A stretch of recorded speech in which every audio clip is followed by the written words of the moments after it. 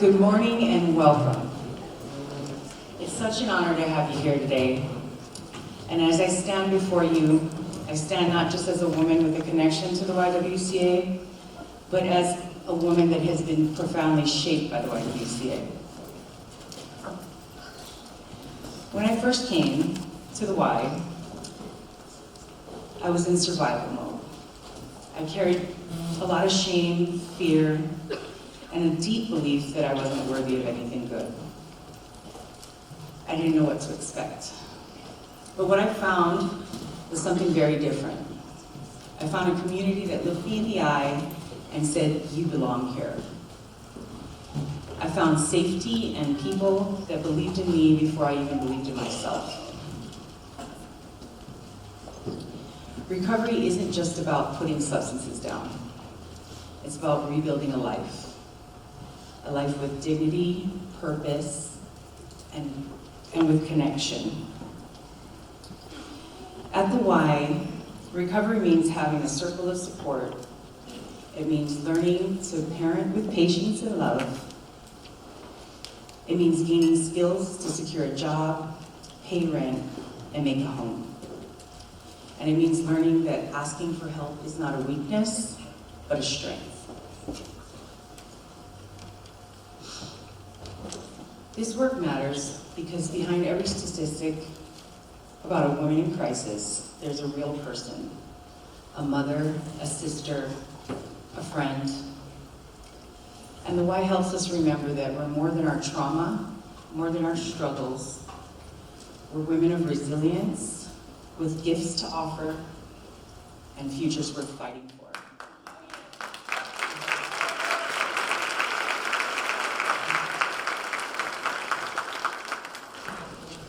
For me, it's more than an organization. It was a lifeline. And it's the reason I can stand here today with a hopeful heart. And that's why mornings like these are really important. Your presence and your support make it possible for another woman to walk through our doors and hear the words, "You're safe, you're strong, and you're not alone." Thank you for being here again, and I would like to introduce an amazing woman who just happens to be the board chair. Her name is Becky Lawson.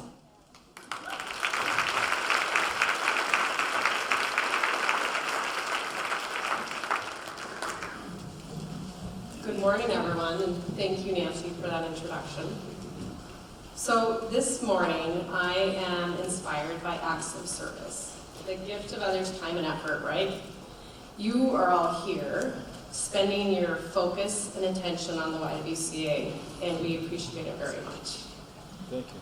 As we sit here today drinking a lot of coffee, personally, this morning, I am reminded why I joined the board of the YWCA. As an architect with SMA Architecture, I believe that everyone deserves a safe and inspiring environment to grow and thrive.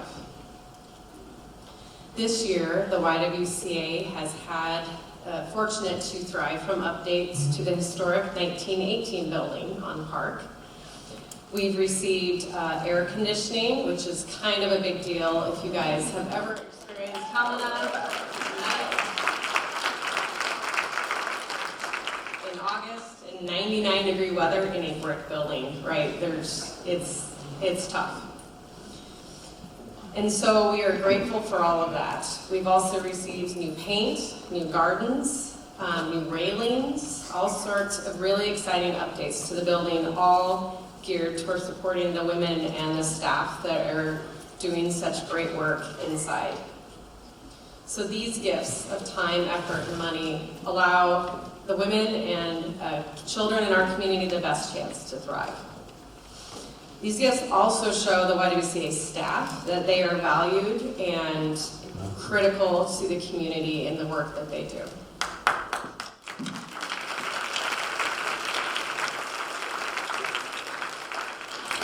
Whether it is painting, washing walls, planting sunflowers, installing air conditioning, condensing lines, because that is really important, we are able to help others. We only have what we give. And the last thought I'll leave you with today is that although we are here today learning about the YWCA of Helena, and most of you already know quite a bit, none of us need a reason to help people. So next, I would like to introduce Denise C. King, our Interim Executive Director for the YWCA of Helena.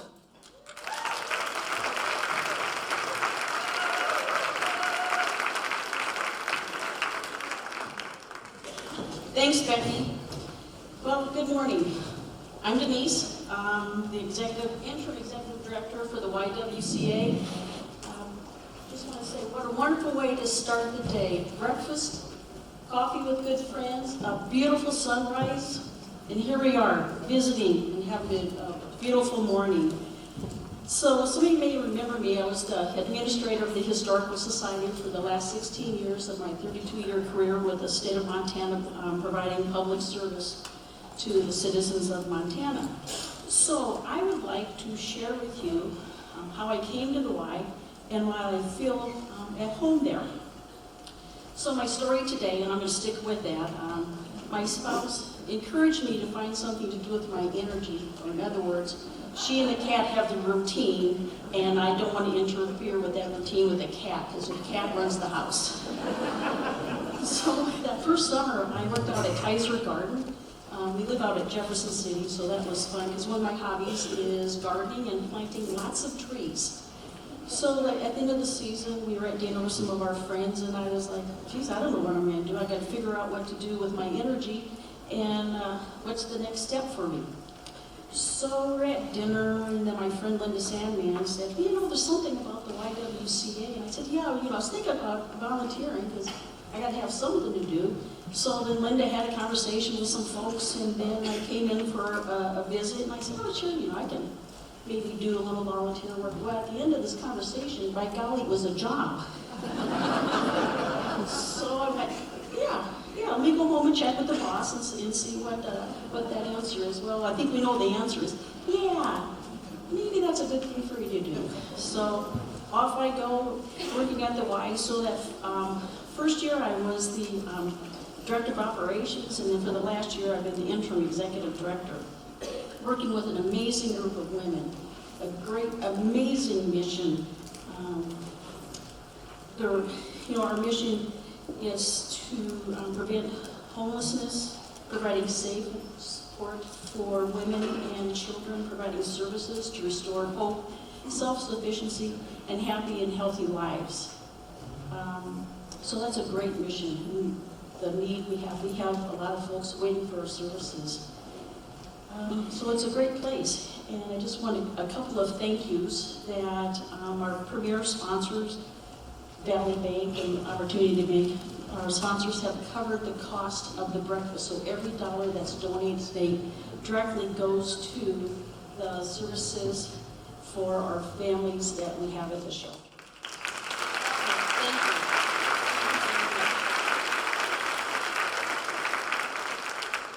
So volunteering has been a value that's been ingrained with me from little on. Artie, could you show that clip, please? So my first volunteering, this is a picture of my mom and Mrs. Ford in Davenport, Iowa. My brother is the first little person, I'm the second one, and that's little Davy, the last one. That was my first remembrance of volunteering. That was 5 years old, and we were demonstrating the playground equipment at the Fairmont School in Davenport, Iowa. But be sure you notice all that great safety that they have there. Yeah, so you can see why my mom's holding on my little brother's hand. I remember that day, and I was scared to death. So that's something that has been our family mantra, service to others. If you see something, do it. So I want to join me in coming to our family, be volunteers, helping with events, holidays. What are your special talent is? We had folks that painted. We had 80 volunteers this year painting the inside of our home. We had people coming in washing the walls. Home Depot, wherever you are, they provided all the paint for the interior of the house. Sherman Williams provided the paint for the exterior of the house. Home Depot, they brought 50 volunteers from across the state, and this is on the person's dime. They don't get paid to do their volunteering. We had a carload from Billings come and help paint the interior of the house. So volunteering, that's what we can keep, that's what we count on. We count on you helping us. Thanks, Marty, thanks for that. So thanks for standing with us. Thank you for believing that everyone deserves a chance to rebuild their life. Your partnership makes recovery stories possible. Each story that you hear today represents months of hard work, choosing recovery one day at a time, rebuilding relationships, rediscovering hope. These aren't just success stories. They're proof that we provide stable housing, wraparound services, and added to the true grit of part of the women of the Y. Remarkable healing becomes possible. Since my time's limited today, I just want to make sure to thank our board of directors, our nonprofit partners, our circle of givers and doers, our friends, family members, residents, and our team, the incredible team at the YWCA. The therapists are spectacular. Our maintenance gal, amazing. And Michelle is one who orchestrated. She was a driving force behind this, because I was painting. So Michelle, thank you. Thank you for joining our team. Carroll College, the women's volleyball team, they came yesterday and set the tables for us. So together, we are all changing lives, important lives. I encourage you to look at the newspaper, see the updates that we've been doing, and how your support has made our work possible. So in closing, we have a competition at my house. My brother and I, we share jokes, so here are my two. Two slices of bread decided to get married. The ceremony was wonderful. It was beautiful. And someone decided to toast the bride and groom. My nephew rolled his eyes. And two things you can never eat for breakfast: lunch and dinner. Yeah, well, he can moan. Now it's my pleasure to introduce our clinical director, Jessie Hyde.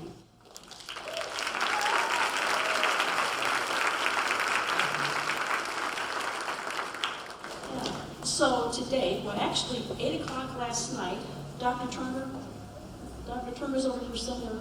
Dr. Turner has agreed to be our medical director for the YWCA.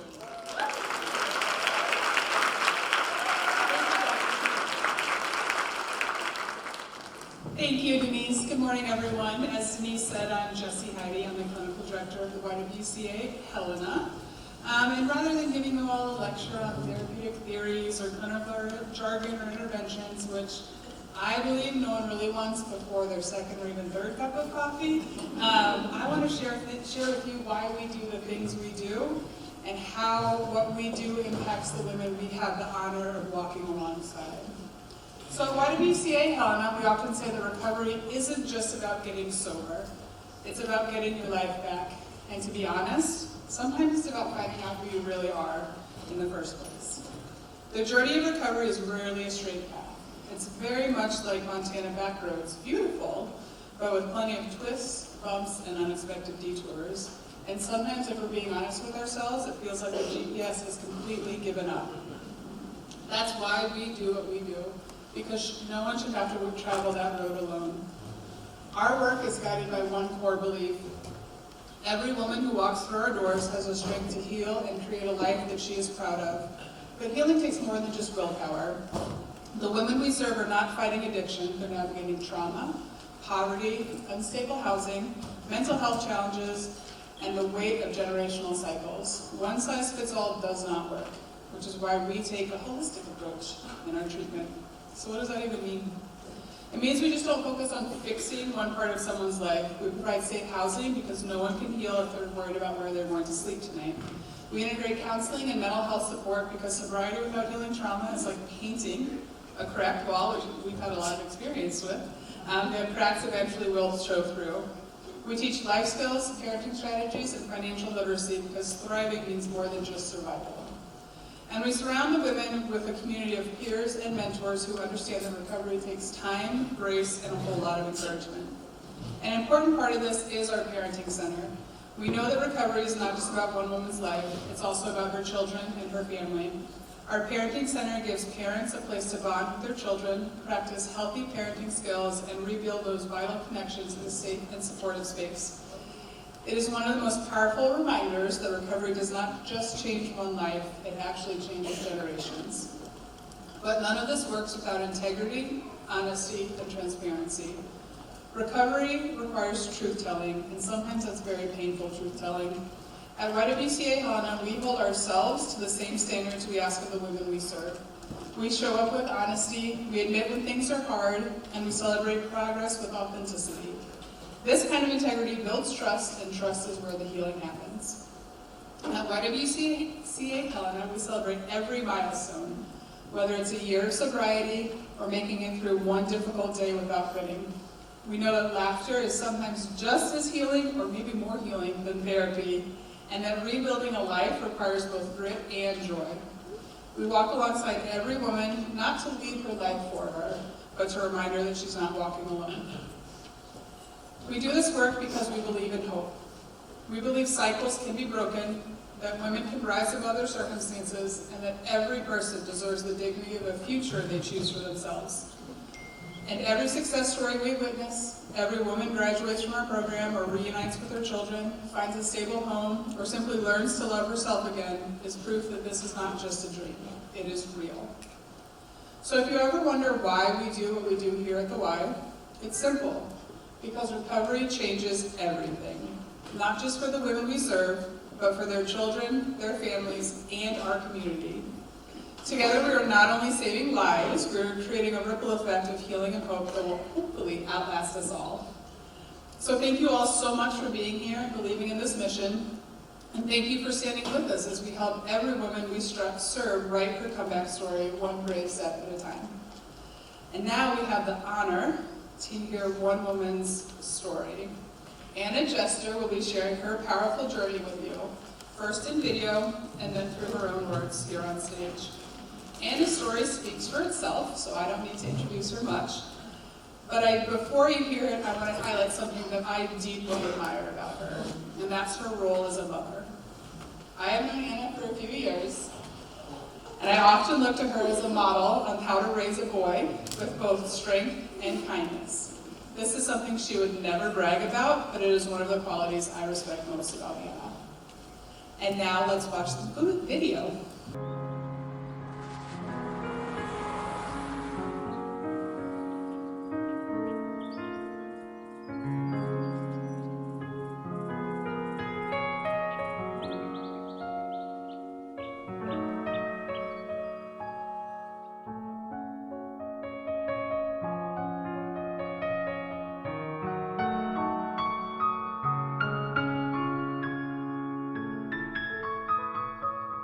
Okay, you ready? I suppose. Take a big old deep breath.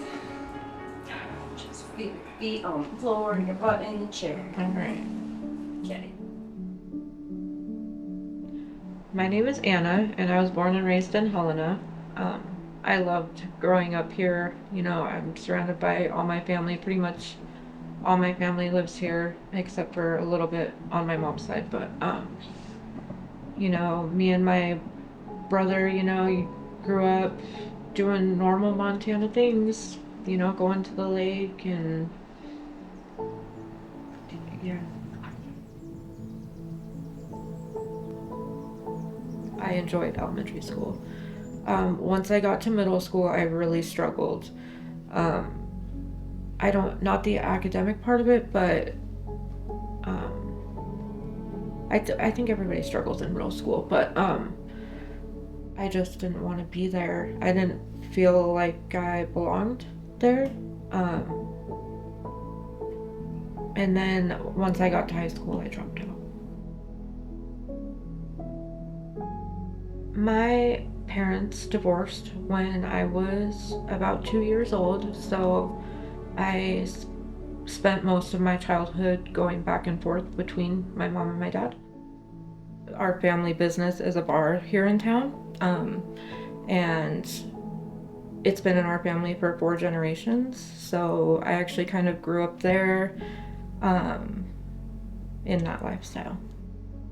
I was always, told it was going to be passed down to me. So that was my ambition, was to, be a business owner and then, see how far I could take that. My expectations of the future changed when I couldn't control the drugs anymore.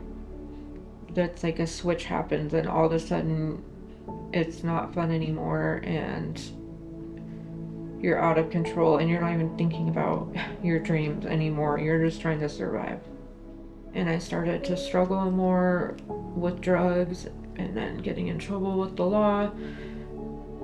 Then I knew I wasn't going to be able to handle it or to be able to do it because I couldn't even control my own life.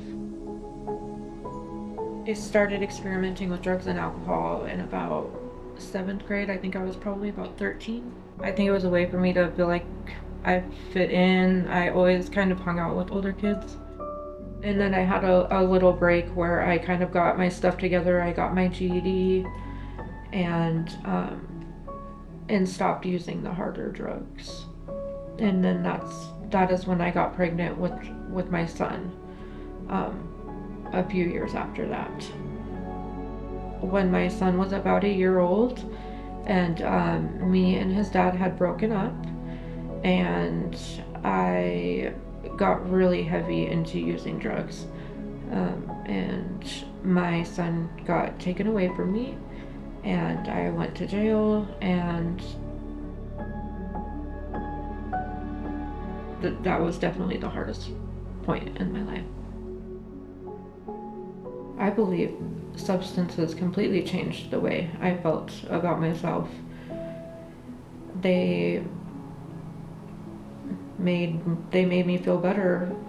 They made me kind of forget about reality and the reality of my situation and the reality of the hole that I had dug myself in.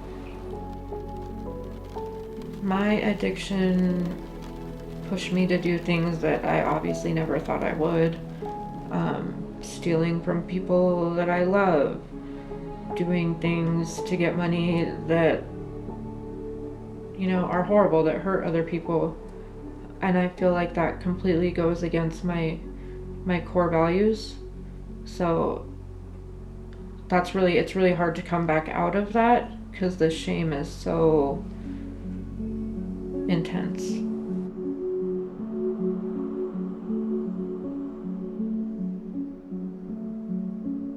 What was the best part of your life and why?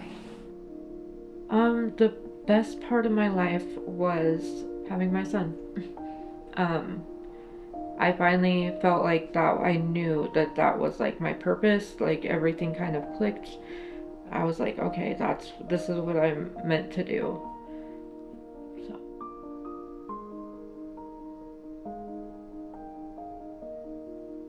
What brought me to the Y was my probation officer.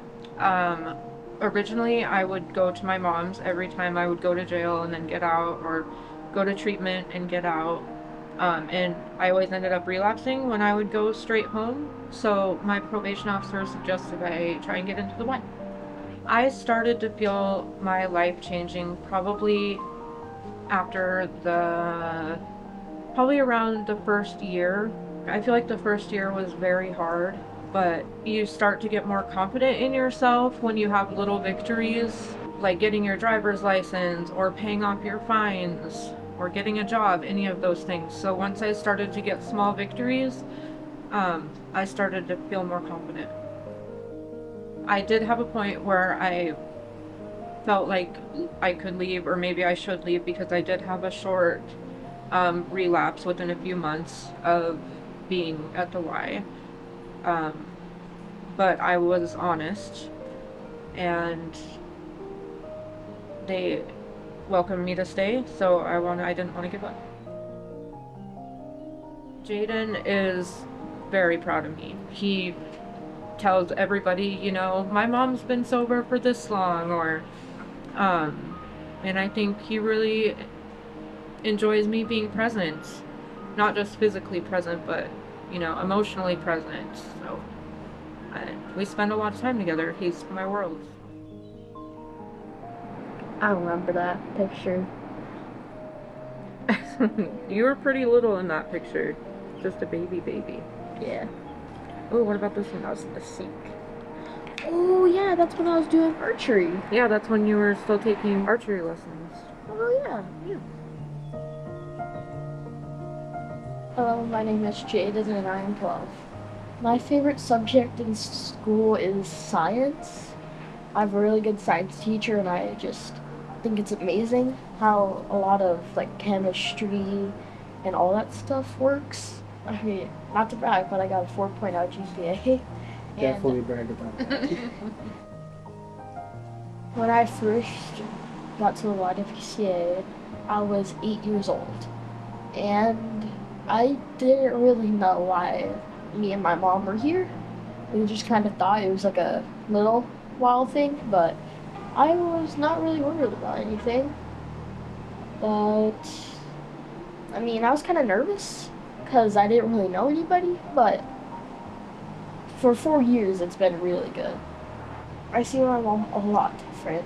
She's very more vibrant, happy. We always hang out, we do a bunch of games together, we like explore. You guys have a great day. We go to all like the new like restaurants and new places around town. Just have a lot of fun.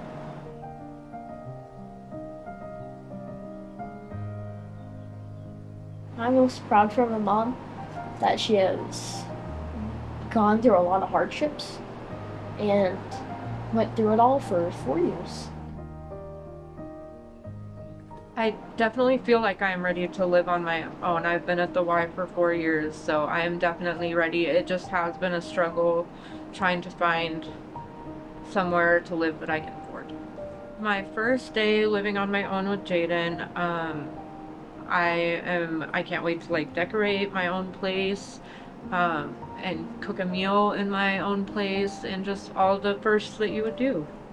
The YWCA has literally given me my life back. They've given me space to grow and put my life back together, and I'm so thankful for them. It's such a unique program and it's unlike anything I've ever experienced, and I've been to a lot of treatment centers. So a piece of knowledge that I would share with someone trying to get sober is that it gets better.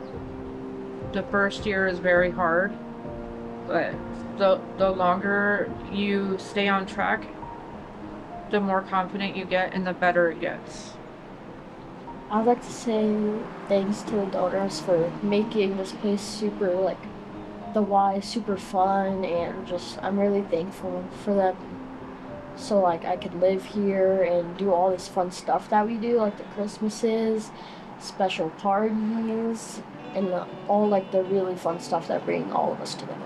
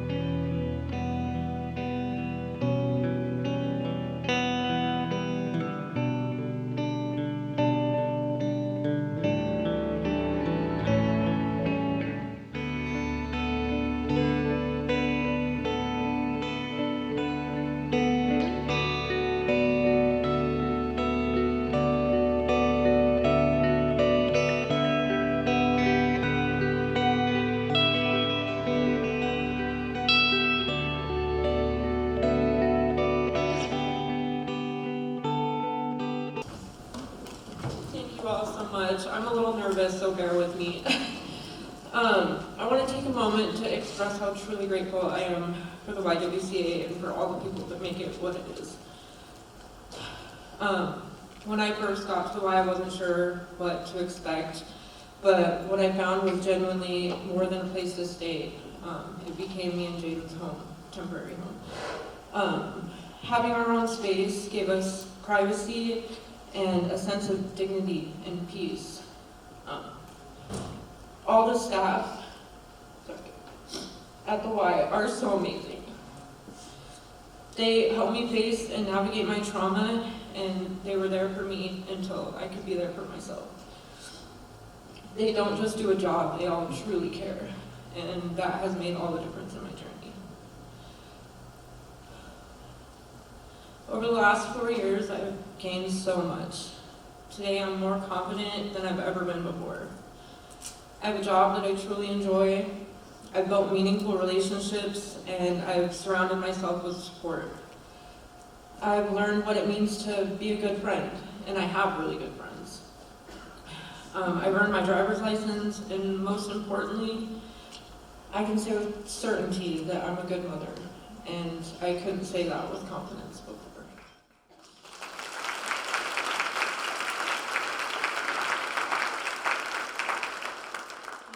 Don't get me wrong, I still have hard days. But I've proven myself that I can get through the hard days without using drugs and without giving up. I look forward to my life now, and that is such a gift. In the beginning, sobriety felt extremely overwhelming, like starting completely from scratch.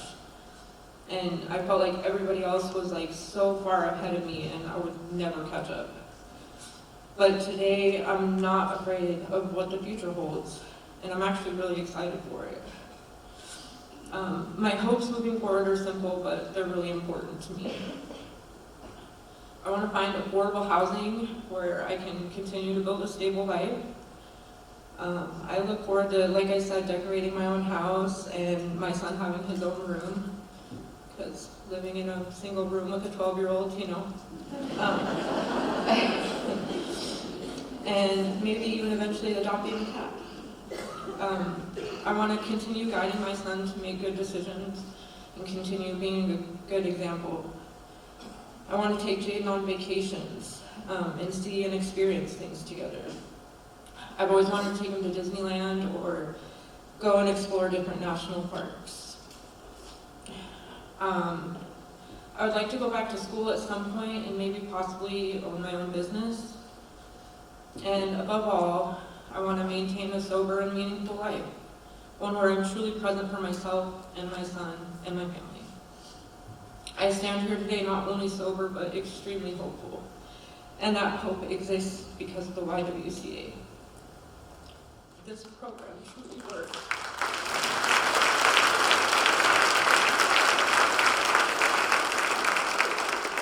And I hope so many more women get this opportunity. I know I will carry the lessons, love, and support that I've found here with me always. Thank you.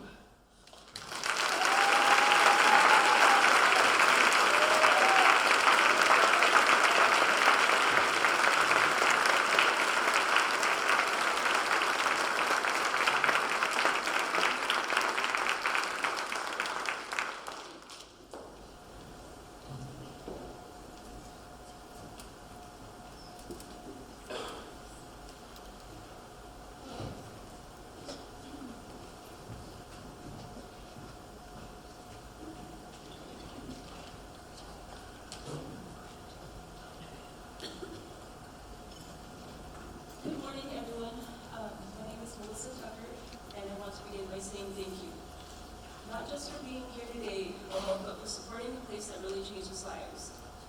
There are no words to fully express how grateful I am for this program. But I'm going to try, so please bear with me. When I first arrived at the YWCA, I was lost. I had made so many mistakes and given so much to my addiction that I couldn't even recognize who I was anymore.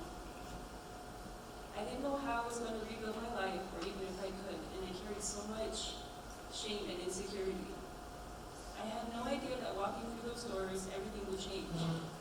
My mistakes, my insecurities weren't important anymore. They didn't define who I was. I was welcomed with love and understanding from people who didn't know me but wanted recovery to be possible for me. Get closer to the mic. time in a long time I could feel safe.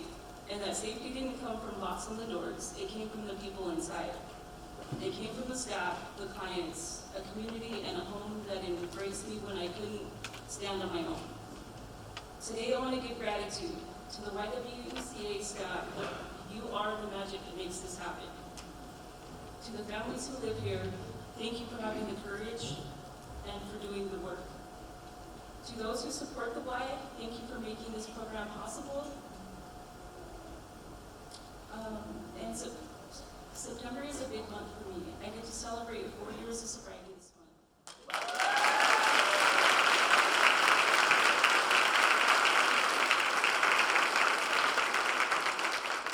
I'm in my second year at Helena College, and I get to celebrate 2 years of working with the YWCA.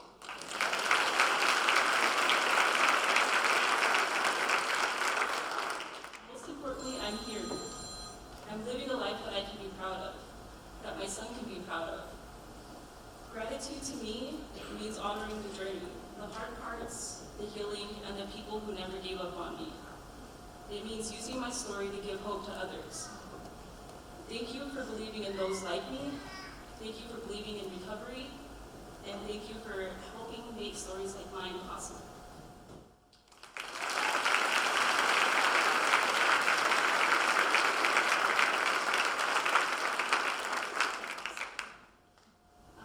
We're just going to hold a moment of silence for just a little bit.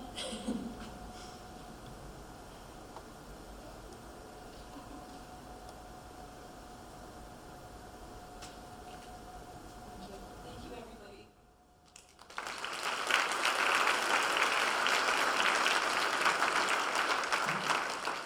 Now I'm a little nervous.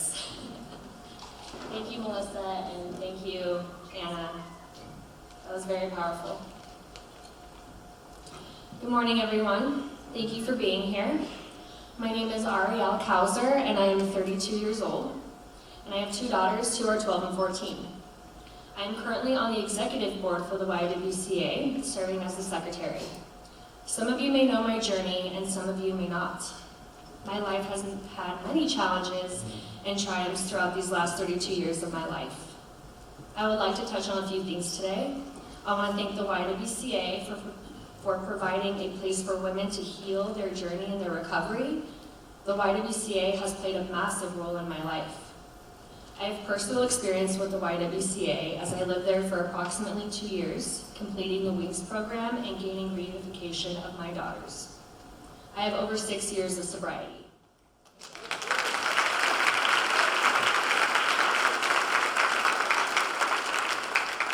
During my addiction, it was utter chaos. I felt helpless at times. I was homeless, lost custody of both of my children to CPS, burned many bridges with loved ones, and lacked support I needed to take the next steps towards sobriety. When I made the decision to say enough is enough, I went to treatment and made my way to the YWCA, where my healing journey began with myself and my children. I was scared walking through the doors to the Y, not knowing what to expect. I soon learned quickly that the staff members truly invested in the hope of the women, including myself. I felt such empowerment through the WINGS program. There's something about a group of women who have gone through the depths of their darkness that say, enough is enough, and rise together. We are going to start making a difference in our lives and each other's. I knew that if I didn't put the work into my recovery, I would lose everything forever. My time as a resident of the YWCA was anything short from easy. I chose this to be a spiritual experience, to heal in ways I never imagined I could. I started to live again, to see the beauty in life, gaining trust in my relationship with my daughters, and started making amends to the people I loved and hurt. I knew I wanted to help individuals who have had similar struggles to mine. This led me to my career today as the treatment coordinator for the 1st Judicial District Behavioral Health Court, a co-occurring treatment court that came to fruition in March of 2023, helping high-risk high-need individuals get the wraparound services they need within the agencies in our community. I'm able to talk with the participants in the program and tell them they are not alone. Their background does not have to define who they are in a negative way. 2 years ago, I was asked to be a part of the State Advisory Council for Child and Family Services, where I've been able to provide insight through my personal experience and in my career. I spoke at legislation in support of the recommendations on the behavioral health system for future generations for the state of Montana. As a firm believer, we need the resources, and the ones we have need to stay. Recovery takes consistency, awareness, compassion, and a community. This journey has been far from easy, but the opportunities I have gained through my recovery are truly priceless. I want to make a difference in our world, even if it's just one person. I get to teach my daughters that their mistakes do not define who they are. Just last month, I purchased my first home for myself and my daughters.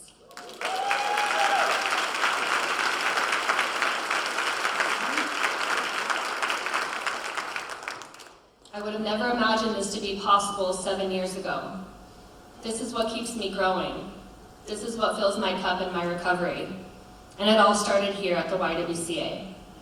If it weren't for the staff and women there, I do not know where I would be today. Thank you for the time today being here, excuse me. Thank you so much for being here. The successes of the YWCA takes our whole community. So thank you again for being here and supporting us today. I would now like to introduce Savannah, owner of Forget Me Not Florist and former Helena resident.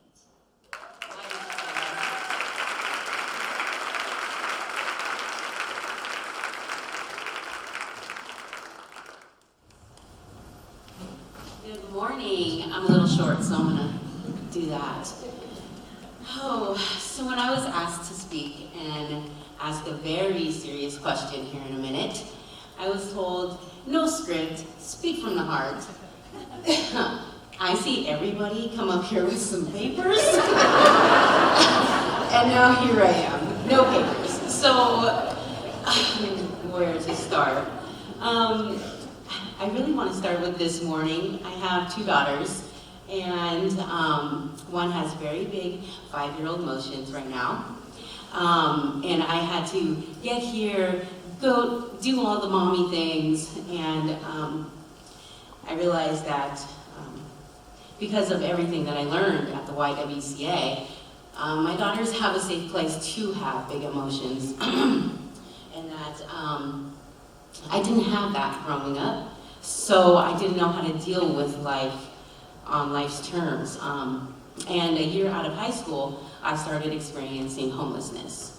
And my homelessness went in waves. I did really good, got homes, had jobs, went to college, you know, and then I would just downward spiral into addiction and homelessness again.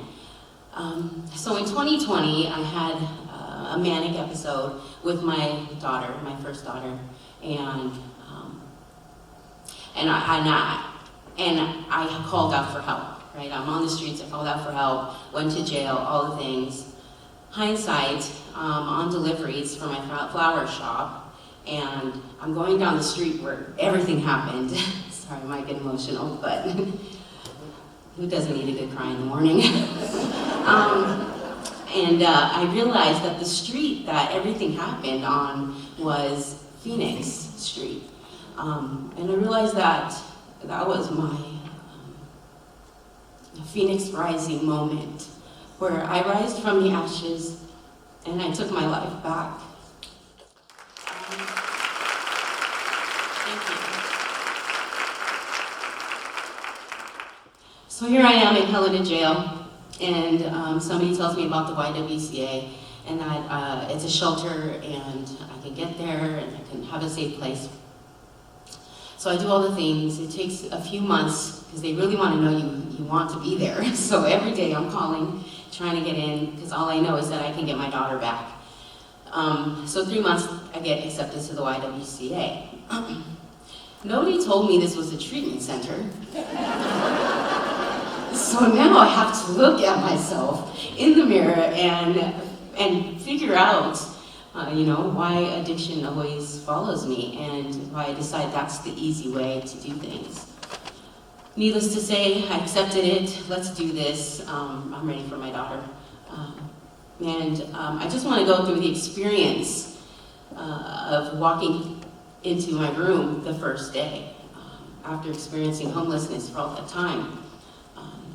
It was like an overwhelming feeling of safety and happiness, and it was just made up perfect. The bed, there was a laundry basket full of all the essentials that sometimes I didn't have. Which brings me to that pretty orange envelope on your tables.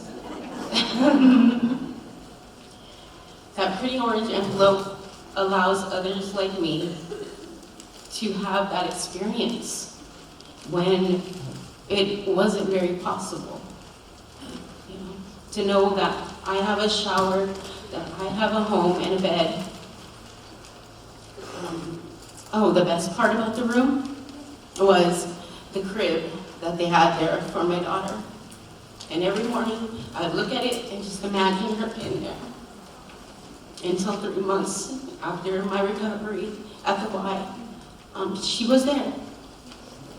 No thanks to COVID. COVID made it so hard, so let's not talk about that. But this is where the script would come in handy, because just open the envelope, and I think there's stuff in there, and follow directions. Is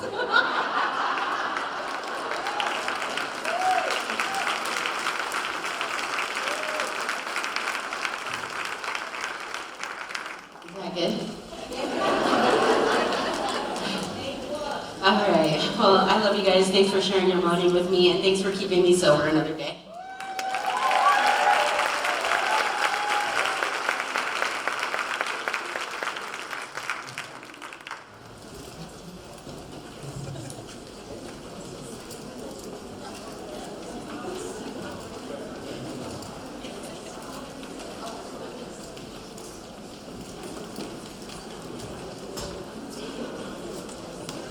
We hear the rustling of paper, so that's good. I am on my tippy toes. I think I'm the shortest one here. A little bit of housekeeping too. Take some time. You can look through it. If you want to make your pledge today, we highly recommend that. If you did not come prepared, you are free to take it with you. It is addressed to us, so you can drop it in the mail or drop it by the house.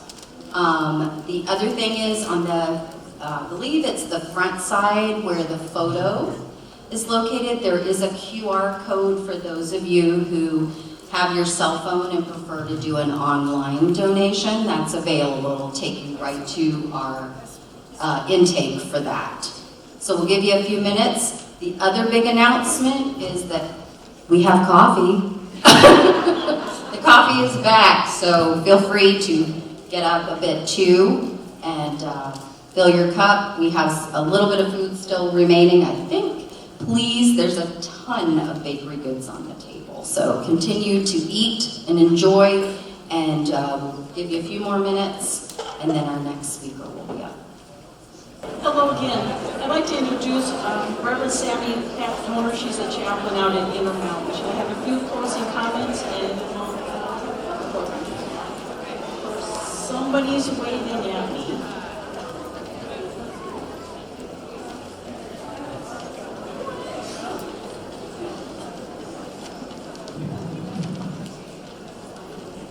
Thanks, Denise. Just bring in the pastor to do all the wrap-up stuff. I'm Sammy Pactoner. I am the chaplain at Intermountain, and I'm very honored to be with you this morning. I have been lifted up by powerful women throughout my life, and I continue to be lifted up by them, and I strive to pass that power along. Religious and cultural belief systems across the world and across time have explored and continue to explore basically the same two questions. The first one is, how do I see myself in another? How do I find my pain in another's pain, my joy in another's joy? This life is not for the faint of heart. If you find yourself pondering this question in our current political climate, you're in good company. It's not easy, and it can feel just easier to turn away or scream. But when we lean in a bit closer, we pause a bit longer, and we listen, we will see that things are really complex and messy. We will see ourselves, our child, our parent, our partner. We will see our story. We will see opportunities, connection, prevention, collaboration. Our definition of family and loved one will be redefined and reimagined in ways that we never knew. The more you lean in, though, the more uncomfortable you will become. The harder the work gets, the more invested you are. There's more at stake, and yet the work is so good. The risk is worth it, and the investment is life. You've heard that today. The work is transforming and laborious. Which brings us to our second question. How do I find hope in this life? How do I keep moving forward? I know there are many other agencies and stakeholders here today as well, and we all hold hope together and for each other. And as a community, we cannot do this work alone. We cannot do this life alone, and we don't want to. Each voice, experience, effort, they are all vital to the story of our community. You have heard of the great work, you have seen it, you have felt it. My challenge for you today is to lean into it. Hold on to that hope for yourself and for others. Carry it as your own, because this is all of our stories. Thank you.